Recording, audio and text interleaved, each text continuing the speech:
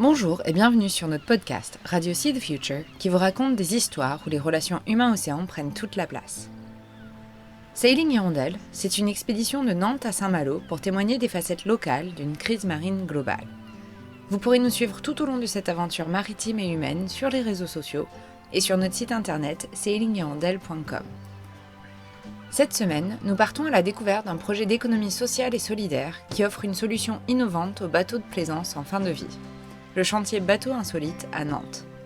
C'est Didier Toquet, qui a longtemps travaillé sur la problématique des déchets, qui nous raconte les origines du projet, l'intérêt de l'économie sociale et solidaire, et comment il compte faire embarquer les non-navigants grâce à la croisière immobile.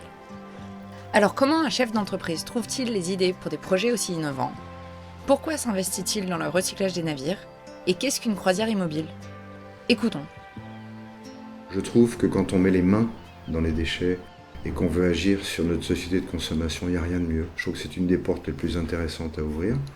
On travaillait sur la problématique des déchets parce qu'il n'y avait qu'à se baisser pour les ramasser et puis essayer de monter un modèle économique, social et environnemental rien qu'en se baissant pour les ramasser. Puis au fur et à mesure des années, les grands opérateurs sont devenus aussi assez avides de toutes les matières qui se revendent, les matières secondaires, le papier, le carton, le plastique, etc. Mais il y a un dernier gisement de déchets, peut-être pas le dernier, mais en tout cas dont personne ne veut aujourd'hui parce qu'on ne sait pas quoi en faire et qu'on ne peut pas revendre la matière dont ils sont composés, c'est les bateaux de plaisance fabriqués depuis la fin des années 60 en polyester. On ne sait pas recycler le polyester. Aujourd'hui, la seule manière de les détruire, c'est de les broyer puis de les mettre en décharge ou en incinération. Ce sont des procédés nécessaires quelque part parce qu'il n'y en a pas d'autres, mais qui sont onéreux, ont un coût fort, et puis surtout un fort impact sur l'environnement. Nous, on s'est attaqué à ce gisement de bateaux de plaisance, d'abord parce qu'il est très disponible. L'âge moyen du parc, c'est de plus de 40 ans. L'âge moyen des propriétaires, c'est de plus de 65 ans. Et donc, il y a une arrivée programmée et massive de bateaux de plaisance en fin de vie, dont on ne sait pas quoi faire. Les jeunes, les plus jeunes, ne veulent pas les reprendre par l'ubérisation des pratiques, et puis par le coût que ça représente pour quelques jours de navigation. Et donc on s'est dit, pourquoi pas partir finalement d'un habitat bien particulier, plutôt sur l'eau, et en faire d'autres formes d'hébergement sur terre ferme. Qu'est-ce qui t'a emmené à t'intéresser à la problématique des déchets ? J'ai eu dans un moment de carrière où je devais organiser des congrès nationaux sur la problématique des déchets. Et je devais synthétiser ce qui s'était passé en France, en Europe et dans le monde, notamment pour les collectivités territoriales. Pour pouvoir écrire un programme et synthétiser ce qui s'est passé en actualité dans le monde et partager ça avec des cadres, des techniciens et des élus territoriaux, il faut aller observer les choses. Donc j'ai aussi beaucoup organisé de voyages d'études sur les territoires les plus remarquables qui m'ont emmené dans le monde entier.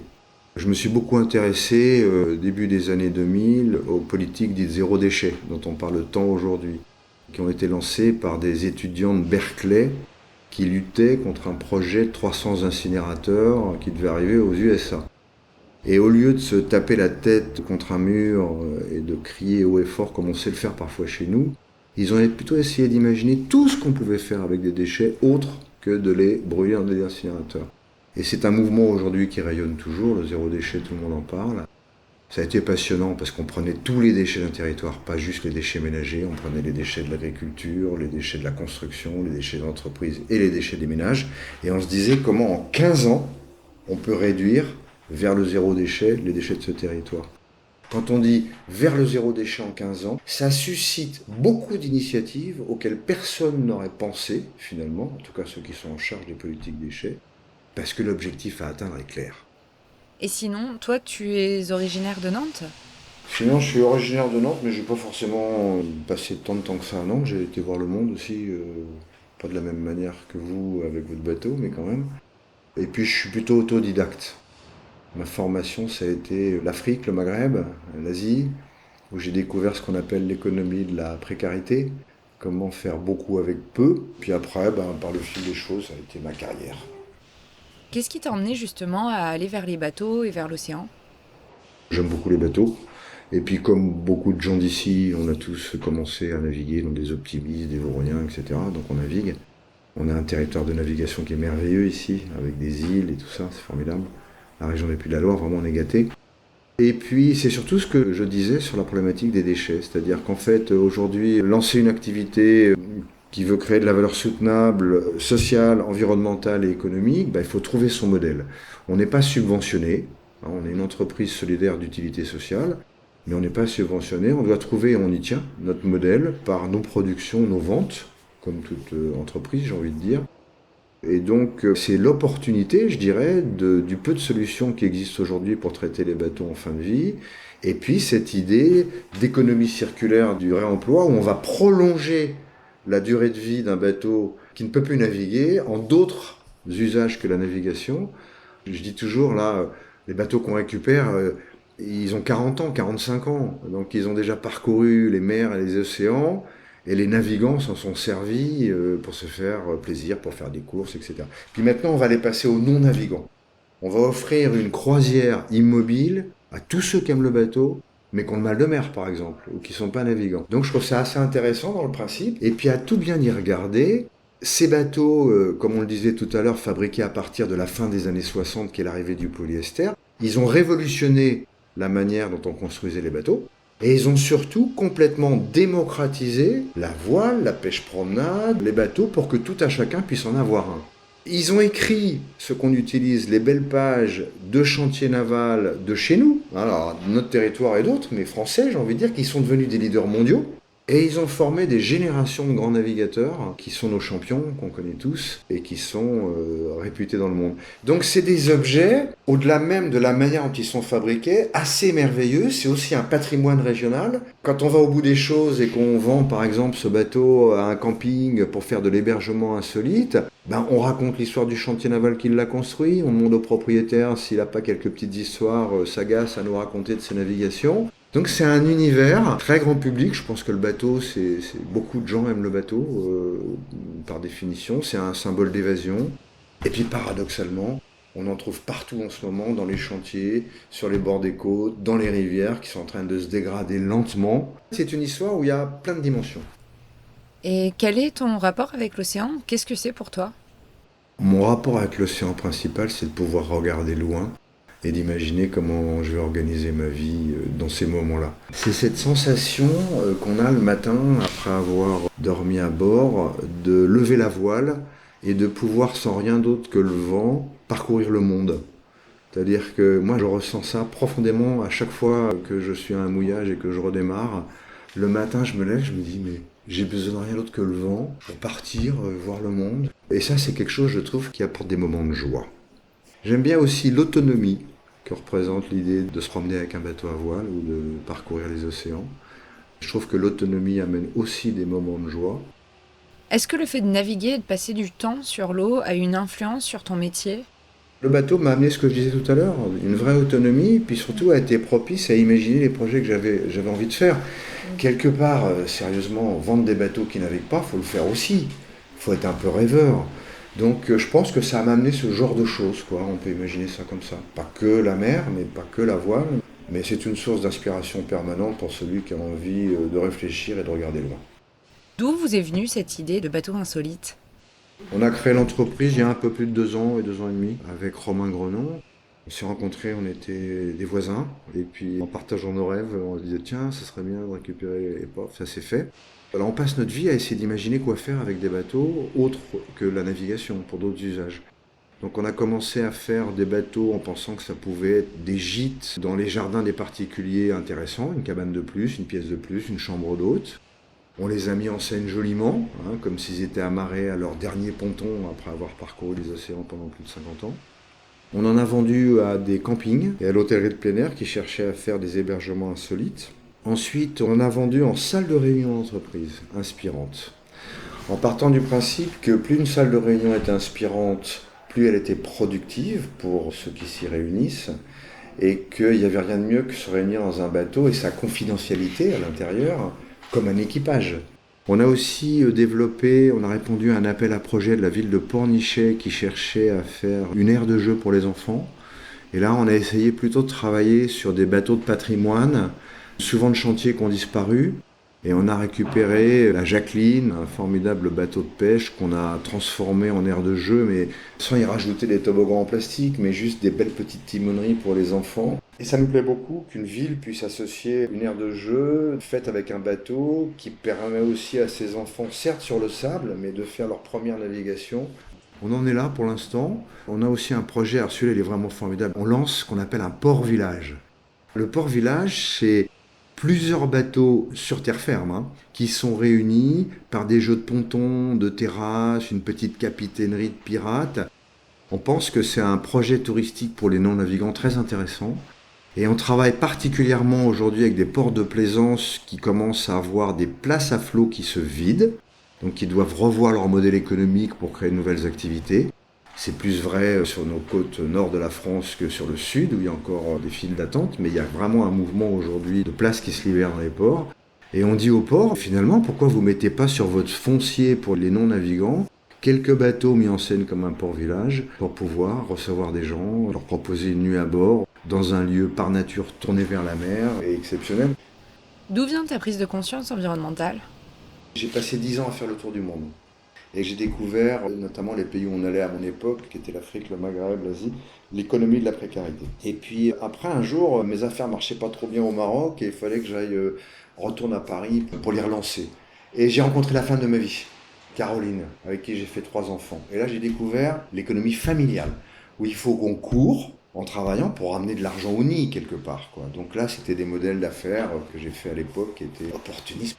Et puis, dans cette période-là, je me suis mis à organiser des congrès et des salons professionnels. Et j'ai choisi le thème du développement durable, qui commençait à émerger. C'était encore environnement, on appelait ça, puis après on l'appelait développement durable. Parce que mes enfants grandissaient et que je commençais à m'intéresser au monde sur lequel eux allaient avoir à vivre. Donc j'étais sensible à ça. On habitait à la campagne, j'avais fait du bateau et regardé la mer. Et puis je voyais qu'il y avait des problèmes sur l'eau, sur l'air, sur les déchets, sur l'effet de serre, etc. Et finalement, en organisant ces congrès et en ayant à concevoir les programmes, c'était un poste d'observation merveilleux. On est un espèce de rédacteur en chef du contenu des 15 ou 16 conférences qui vont résumer ce qui s'est passé dans le monde en 2 ans sur une problématique. Et ça permettait aussi de relier l'eau, l'air, l'effet de serre, etc., qui sont des sujets très techniques, même les déchets, donc pas facile parfois à comprendre. Ça permettait en tout cas d'en avoir une vision globale intéressante, et moi ça m'a beaucoup motivé là-dessus. Et puis après avoir compris un peu ces univers-là, j'ai lancé des entreprises d'insertion, que sur les déchets d'ailleurs, avec des histoires de dingue. L'entreprise que j'ai montée avant bateau, elle s'appelle Nouvelle Attitude. Déjà en soi c'est une promesse, Nouvelle Attitude. Et elle s'est intéressée au papier de bureau, notamment le papier de bureau des PME, parce que c'est ce qu'on appelle les petits gisements diffus, et c'est ce qu'il y a de plus dur à collecter. Les opérateurs font pas d'offres particulières, donc ils ne savent pas comment faire. Au bout de 2-3 ans, on commence à ramasser du papier, c'était aussi une entreprise d'insertion par l'activité économique. On voit un postier arriver avec son petit bac de courrier qu'on connaît tous, et puis il nous le dépose, on va voir le directeur général de la Poste, et puis on lui dit « mais le postier il part plein le matin de son entrepôt, puis il revient à vide avec ses petites cassettes, pourquoi quand il dépose du papier courrier, il ne reprend pas la même cassette de papier recyclé ?» Et donc on a inventé la logistique inversée de collecte par le facteur du papier. On est devenu filiale du groupe La Poste pour reproduire ce qu'on avait réussi dans un département sur tous les départements français, en n'utilisant que la logistique du courrier. On a créé 150 emplois en CDI. On a réussi plus de 450 parcours d'insertion par l'activité économique et on gérait 100 000 tonnes de papier par an. Tu vois, donc il n'y a pas de limite finalement aux rêveurs. Si tu devais distinguer un enjeu principal auquel fait face l'océan aujourd'hui, parmi tous les enjeux, ce serait quoi pour toi ? Moi j'ai tendance à dire spontanément le transport effréné de l'industrie, où on va aller emmener des containers pour faire coudre un tissu, après on va lui faire encore traverser 2 océans pour mettre les boutonnières, et que ça arrive sur nos marchés à moins de 10 balles. Il y a un truc qui ne va pas. Je me suis beaucoup intéressé à ça parce que quand on est dans mon métier, on essaie de faire ce qu'on appelle l'analyse du cycle de vie d'un produit. À l'époque, on racontait tous l'histoire de la canette de cola commandée par un industriel anglais qui venait des mines d'Australie et on avait étudié complètement la soi-disant chaîne de valeur. C'est aberrant. Ça veut dire que non seulement il y a des pollutions, mais que ça ne prend pas en compte la réalité des coûts et des impacts sur l'environnement de ces transports-là. Surtout aujourd'hui, on parle de ramener nos productions, de reproduire plus localement, etc. Le reste des menaces, on les connaît, on connaît le plastique. Je ne sais pas comment on va gérer ça, honnêtement, je ne sais pas. C'est tellement compliqué, il y en a tellement partout. Et puis quand on reva dans les pays non développés, comme on dit, alors qu'ils sont parfois d'ailleurs plus développés que nous, mais quand on voit les masses de sacs et de plastique et de pollution qu'il y a partout, en tout cas, tout le monde nous en parle. Personne ne parle du plastique des bateaux qui se détruisent lentement et qui sont fabriqués en polyester fibré et qu'amènent leur vraie contribution à la pollution de nos océans plastiques. Et moi j'aime bien parce que l'autre jour il y avait des grands navigateurs là, qui présentaient, oui il y a plein de machins, et puis je demande, c'était un bateau de course, et puis je demande au skipper et puis à l'entreprise qui le soutenait, et qu'est-ce que vous faites de vos vieux bateaux par exemple, hein. Souvent d'ailleurs c'est les sociétés d'assurance, je leur demande même ça parce que quand un bateau se casse, par exemple, la société d'assurance paye pour qu'ils en reconstruisent un autre. Et puis après, c'est même pas ce qui se passe derrière. Donc on sait même plus avec ça. Et moi, ça m'intéressait de récupérer des bateaux plutôt modernes avec des trous dans la coque. Je m'en fous parce que je sais les réparer et puis ils vont plus naviguer. Mais ils savent pas me dire le truc. Mais je leur disais, vous parlez beaucoup de pollution, mais vous êtes aussi quelque part dans ce que vous êtes, en tout cas dans la famille. Et non pas responsable pour être responsable, etc.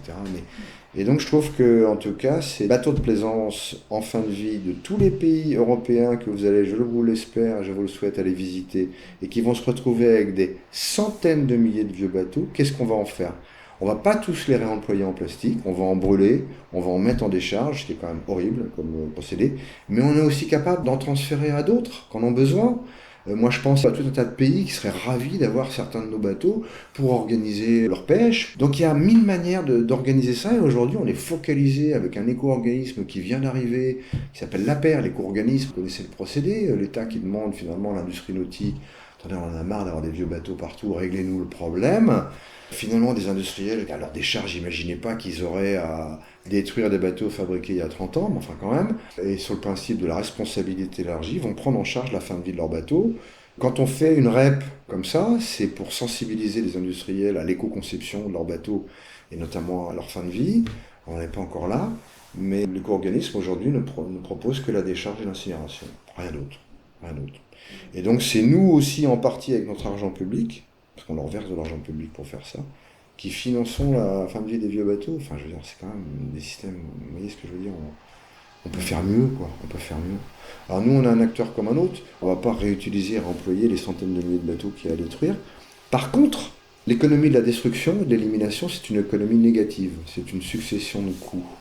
Et nous, on a toujours pensé que ce qui serait formidable, c'est que si par exemple on transforme un bateau en hébergement touristique, et qu'un touriste passe une nuit à bord, avec sa famille et ses enfants ou avec ses amis, bah, il va payer une écotaxe touristique, 1 € ou 50 centimes, ça dépend, qui va donner au territoire le moyen de bien organiser le tourisme chez lui. Bah, nous, on aimerait bien créer une espèce d'écotaxe où le touriste qui profiterait d'une nuit à bord d'une croisière insolite ne paierait pas sa place du port, mais laisserait 1 € ou 2 pour financer la gestion de fin de vie des bateaux du territoire. Est-ce qu'il y a un événement en lien avec l'océan qui t'a particulièrement marqué dans ta vie?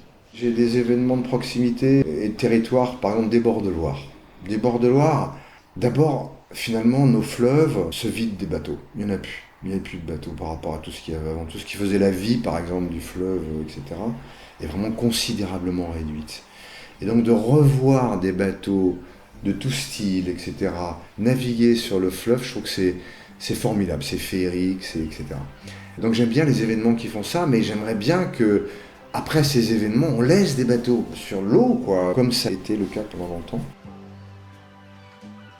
Voir des voiliers et des navires sur les fleuves et estuaires nous rappelle la richesse du passé maritime français et les liens étroits entre nous et l'océan.